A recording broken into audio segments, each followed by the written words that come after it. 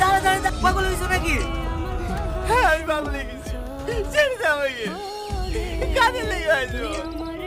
এই 2 বছরের ছেলে 3 দাদি মরে গেছে। তবু আমি কি করিনি? ছেলে দুটোকে মানুষের মতন মানুষ করে তুলছি। কোনোদিনও বাইরে আমার বুঝতে দিইনি।